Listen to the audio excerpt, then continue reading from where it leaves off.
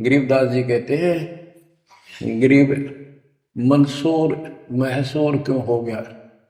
एक तो है मशहूर, मशहूर होता प्रसिद्ध, एक महसूर महरूम यानी कुर्बान। कहते मंसूर महसूर क्यों हो गया, कुर्बान क्यों हो गया। शरीर फांसी प्रवेश और जाके ऊपर इतनी नौबत बीती। कैसा है वो देश, वो कितना सुखदाई होगा जिसके लिए शरीर टुकड़े टुकड़े करा दिए, मरते मटो मल के वरदान। अब इस ज्ञान को परमात्मा ने मंसूर अली जी को दिया था। उसके बाद उसने अपने धर्म के लोगों को समझाना चाहा, जिसका परिणाम ये हुआ। कहा था, अगर है शौक अल्लाह से मिलने का तो हर दम नाम लो लगाता जा। अगर है शौक अल्लाह से मिलने का तो हर दम नाम लो लगाता जा। न रख रोजा न मर भूखा, न मस्जिद जाना कर सजदा। न रख रोजा न मर भूखा, न मस्जिद जा न कर सजदा। वजू का तोड़ देखो जा, शराबे नाम पीता जा। वजू का तोड़ देखो जा, शराबे नाम पीता जा। अगर है शौक अल्लाह से मिलने का तो हरदम नाम लो लगाता जा। पकड़ कर इश्क का झाड़ू सफा कर दिल के गुजरे को। पकड़ कर इश्क का झाड़ू सफा कर दिल के हुजरे को। दुई की धूल रख सिर पर मुसल्ले पर उड़ाता जा। दुई की धूल रख सिर पर मुसल्ले पर उड़ाता जा। अगर है शौक अल्लाह से मिलने का तो हर दम नाम लो लगाता जा। अगर है शौक अल्लाह से मिलने का हर दम नाम लो लगाता जा। धागा तोड़ दे तस्बीह किताबें डाल पानी में। धागा तोड़ दे तस्बीह किताबें डाल पानी में। इनमें कुछ नहीं है, जो गुरु बताता है उसको ग्रहण करो। धागा तोड़ दे तस्बीह किताबें डाल पानी में। धागा तोड़ दे तस्बीह माला, या माला डाल रहे हो फेंक दे इसने तोड़ के, कुछ ना रखे बनावटी बातों।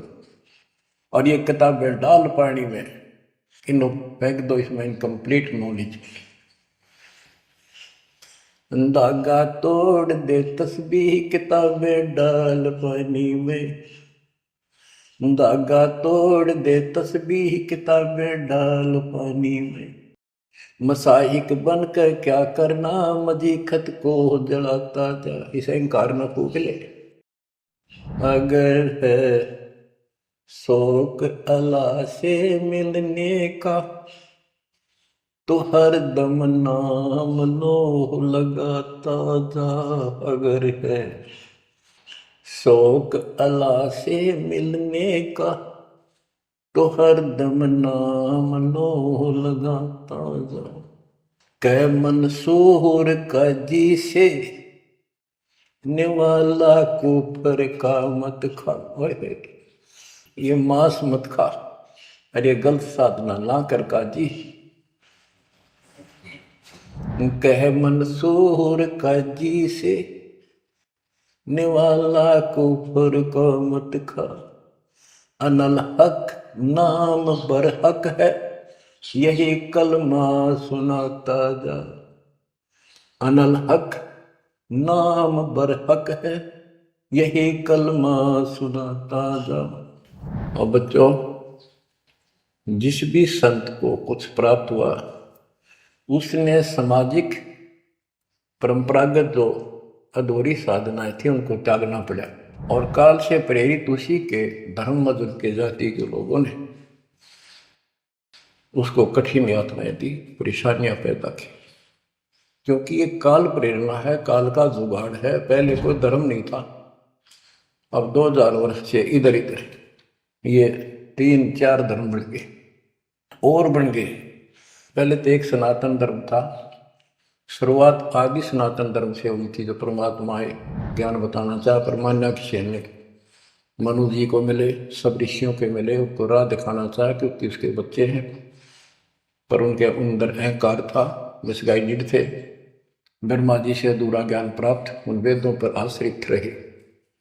अब वो दुरुक्ति होकर कलयुग में आ लिए, वो पिछली पुण्य खत्म करके ऋषि भी बन लिए, सारे पापड़ बेल लिए, कुछ हासिल हुआ नहीं, मोक्ष हो ही नहीं सकता।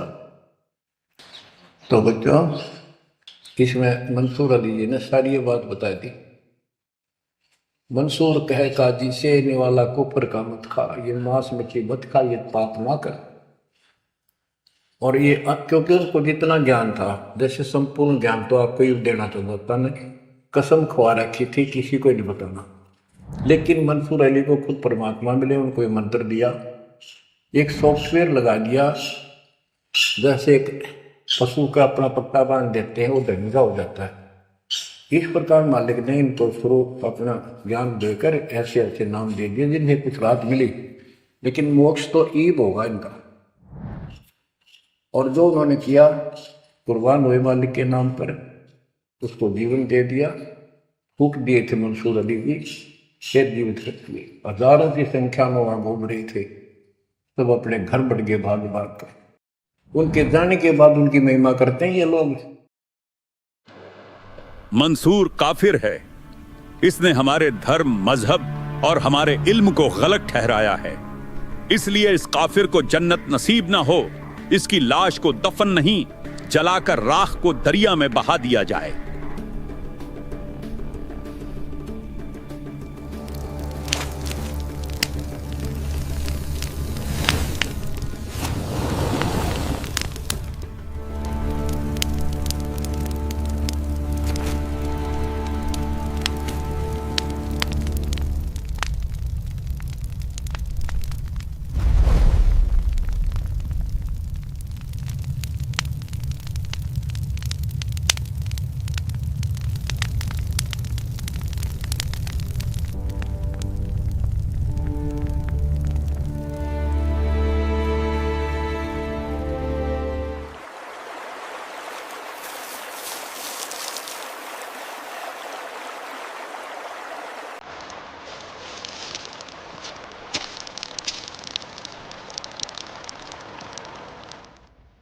मंसूर की उस राख से भी अनल हक शब्द निकल रहे थे। कुछ ही देर बाद 1000 मंसूर नगरी की गली गली में अनल हक कहते हुए घूमने लगे और सब डर कर अपने अपने घरों में बंद हो गए। परमात्मा ने वह लीला समेट ली और फिर एक मंसूर गली गली में घूमकर अनल हक कहने लगा। फिर अंतर ध्यान हो गया। मुर्शीद समस्तर बेग जी ने मंसूर का नाम बदलकर मोहम्मद रखा और उसे लेकर हिंदुस्तान, जो कि अब वर्तमान पाकिस्तान का शहर मुल्तान है, वहाँ आ गए। वहाँ अच्छी आत्माएं उनके अनुयायी बन गए, परंतु इस्लाम के विरुद्ध भक्ति क्रिया होने के कारण वहाँ के व्यक्तियों ने घोर विरोध करना शुरू कर दिया। जो अनुयायी बने थे उनका भी आश्रम में जाना बंद कर दिया। समस्तर बेग जी के पास ईंधन समाप्त हो गए। उन्होंने शहजादे मंसूर से कहा कि इस आटे की एक ही मोटी रोटी बनाकर शहर में ले जा और किसी के घर से रोटी पका ला। शहजादा कच्ची रोटी लेकर शहर में गया। किसी ने रोटी नहीं सेकी, उल्टा मोहम्मद के मुख पर चोट मारकर जख्मी कर दिया। बिना रोटी पकाए शागिर्द वापस आया और सदगुरु जी को बताया, लोगों ने मेरा ये हाल कर दिया, रोटी भी नहीं सेकी। तब समस्तर बेग जी ने रोटी को हाथ पर रखकर सूरज की ओर मुख करके कहा, ए सूरज, यहाँ आकर मेरी बाटी देख। उसी समय सतगुरु जी के हुक्म से सूरज जमीन के करीब आने लगा और गर्मी इतनी बढ़ गई कि मुल्तान शहर जलती भट्टी में तब्दील होने लगा। हर तरफ जलती आग जैसी गर्मी की लपटें उठने लगीं और देखते ही देखते पूरा मुल्तान शहर तेज तापमान से धधकने लगे। सभी बिना मरे भी मौत से बदतर पीड़ा भोग रहे थे। जमीन इतनी गर्म हो गई कि अंगारों की तरह तप रही थी। उस पर कदम भी नहीं टिक रहे थे। गर्मी से तप रहे लोगों की हर तरफ अफरा तफरी मच गई। उनकी आंखें बुरी तरह जल रही थी और हर सांस के साथ फेफड़े झुलस रहे थे। ऐसा लग रहा था कि शरीर के अंदर का खून खौल रहा है और सब कुछ जल रहा है। सभी सूरज की तेज गर्मी की जलन से बहुत बुरी तरह तड़प रहे थे।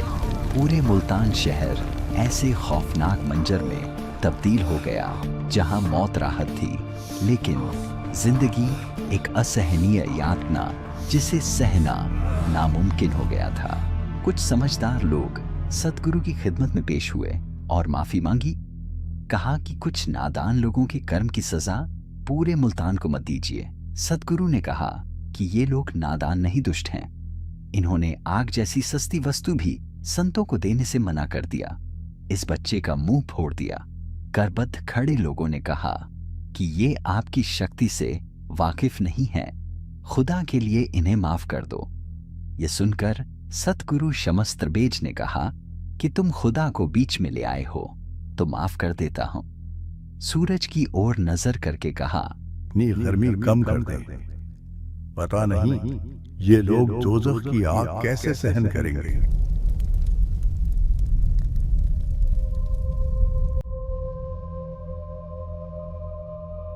इस घटना के बाद मुल्तान के लोग भक्त बनने लगे।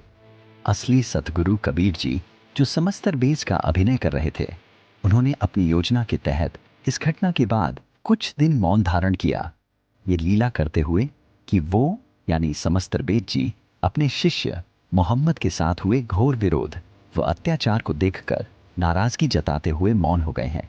वहीं दूसरी ओर असली समस्तरबेज जी जो कि उस शहर से बहुत दूर थे, उनकी जुबान भी कुछ वर्षों से स्वाभाविक बंद थी, लेकिन शरीर एकदम स्वस्थ था और उन्हें किसी भी तरह का कोई कष्ट नहीं था। वो परमात्मा जी की प्रेरणा से मुल्तान शहर की ओर चले। प्रतिदिन की तरह समस्तरबेज जी के रूप में कादिर अल्लाह आश्रम से बाहर सुबह सैर करने गए और वापस नहीं लौटे। सुनसान जगह पर बहुत आगे जाकर अंतर्ध्यान हो गए और उसी दिन असली समस्तरबेज जी उस आश्रम में आ गए जो कुदरती मौनी हो गए थे। किसी को शक नहीं हुआ और असली समस्तरबेज जी ने आते ही शरीर त्याग दिया। लोगों को आज तक इस रहस्य का पता नहीं है। समस्तरबेज जी के शरीर को कब्र में दफना दिया गया और सन 1329 में यादगार बना दी गई, जो आज भी इस बात का गवाह है। उस कब्र की आज दोनों हिंदू तथा मुसलमान सजदा करते हैं।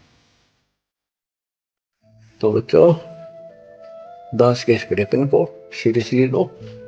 ये दाता की दया है, ये ज्यादा समय नहीं रहेगी क्योंकि सठान गलत है।